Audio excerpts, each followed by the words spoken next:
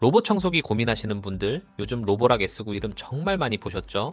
광고, 리뷰 보면 거의 완성형, 끝판왕 이런 말들 붙어 있습니다. 근데 저는 이 채널에서 늘 똑같이 말합니다.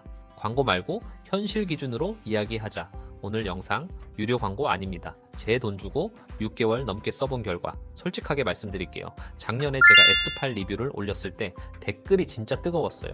이게 170만 원짜리 멍청이냐 하는 말도 있었고, 로봇 청소기는 원래 바닥 치워야지 이런 반대 의견도 많았습니다. 근데 저는 그때나 지금이나 생각은 같습니다. 플래그십이라면 광고에서 말한 대로는 돼야 합니다. AI가 회피하고 스스로 판단하고 사람 손이 덜 가야 하는 거, 그게 소비자가 기대하는 포인트 아닐까요? 지금도 많은 분들이 이렇게 말합니다. 그냥 바닥 좀 치우고 돌리면 되잖아? 근데 저는 그건 플래그십이 아닌 중저가 모델 기준이라고 생각합니다. 왜냐면 적어도 광고에서는 회피합니다.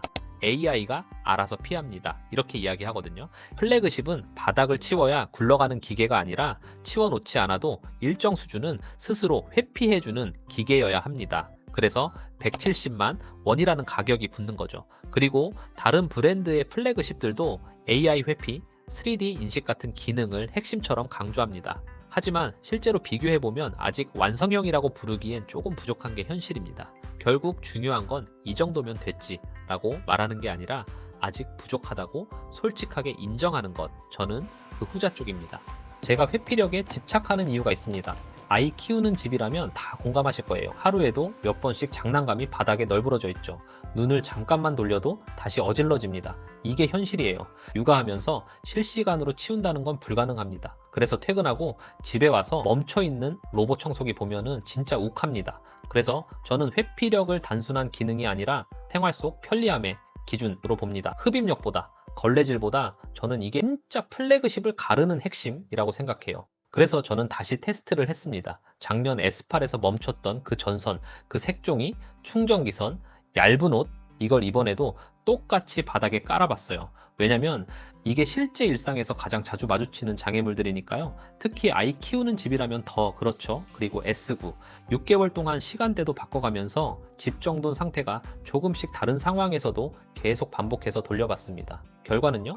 놀랍다기보단 솔직히 예상했던 그대로입니다. 얇은 전선은 여전히 못 피하고 색종이나 장난감은 그냥 밀고 지나갑니다. 이건 제 감정이나 느낌이 아니라 여러 번 테스트해도 똑같이 나오는 반복 결과예요. 즉, 일종의 패턴입니다. 광고에서 말하는 AI 회피와는 확실히 다르다는 걸 다시 한번 확인했습니다. 특히 나르왈 같은 제품들과 비교해보면 피한다기보다 조건이 맞을 때만 인식하는, 즉 조건부 회피에 머물러 있다는 느낌이 강합니다. 그리고 요즘 유튜브에 로봇 청소기 리뷰가 폭발적으로 올라오는 이유도 바로 이거예요. 다들 비슷하게 느끼는 거죠. 스펙표에서는 완벽해 보이는데 정작 우리 집 바닥에서는 그만큼 안 나온다. AI 회피, 자동인식, 3D 감지, 문구들은 점점 화려해지고 있지만 특히 장애물이 많은 집에서는 아직 완성형이라고 부르기 어렵습니다. 아이들 있는 집처럼 장애물이 많아지는 순간 그 차이는 더 극명하게 드러나요. 그래서 저는 이렇게 결론 내렸습니다. 회피력은 여전히 아쉽다. 하지만 모든 걸 평가절하 하진 않습니다. 왜냐면 다른 부분들은 솔직히 확실히 좋아졌거든요. 그래서 장점도 현실 기준으로 바로 짚어보겠습니다. 첫 번째, 흡입력. 체감이 확실히 커졌습니다. 그러니까 S8 1000파스칼이었고 는 22000파스칼입니다. 단순 숫자만 2배가 아닙니다. 실제로 카펫 위에서 먼지 빨아들이는 소리 자체가 달라요. 카펫 털이 쏙 들리는 느낌? 진짜로 흡입하는 힘이 확연히 강해졌습니다. 문턱 넘는 힘도 좋아졌습니다. 아기 매트, 두꺼운 카펫. 예전엔 앞에서 툭 하고 멈춰버리던 부분들도 이제는 부드럽게 올라갑니다. 두 번째, 온수, 걸레 세척. 냄새가 거의 안 남습니다. 그러니까 S8 60도였고 S9은 최대 80도까지 올라갑니다. 이게 실제로 큰 차이를 만듭니다. 특히 걸레 청소하는 비중이 높은 집이라면 아실 거예요. 걸레에서 나는 쾌쾌한 냄새가 확 줄었습니다. 걸레 냄새가 너무 세척수 심하네. 온도가 올라가니까 기름때, 미세먼지, 발바닥 자국 같은 게 정말 깔끔하게 지워집니다. 세 번째, 물통 구조 변경입니다. 개인적으로 S9에서 가장 만족한 부분입니다. 그러니까 S8은 물통 입구가 너무 좁았고 뚜껑 분리도 안 돼서 손도 안 들어가고 내부 세척이 너무 힘들었거든요.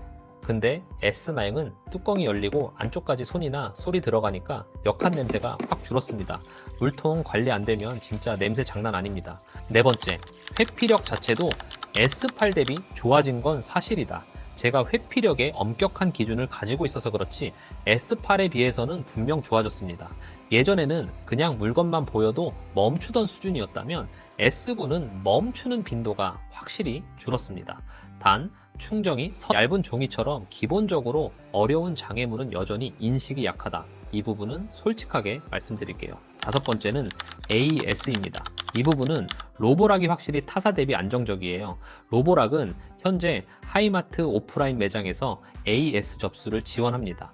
하이마트가 직접 수리하는 건 아니고 수리센터로 보내주는 중간 접수 창구 역할을 하는 시스템이에요. 완전한 오프라인 AS라고 보기는 어렵지만 그래도 다른 중국 브랜드 대비 확실한 장점이 있습니다. 택배, AS 접수 속도와 피드백이 빠르다는 점입니다.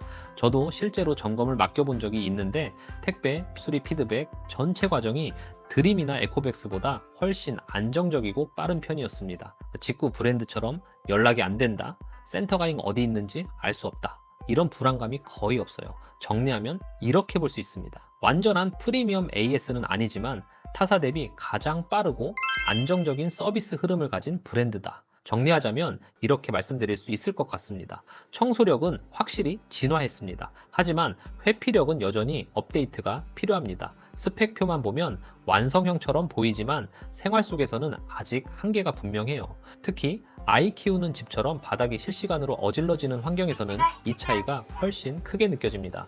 그럼에도 불구하고 S9 이 보여준 장점도 분명합니다. 강해진 흡입력, 높아진 온수, 세척, 온도, 편해진 물통 관리, 문턱 매트 넘어가는 능력, 그리고 AS 안정성까지 이런 부분은 확실히 잘 만든 제품이라는 걸 보여줘요.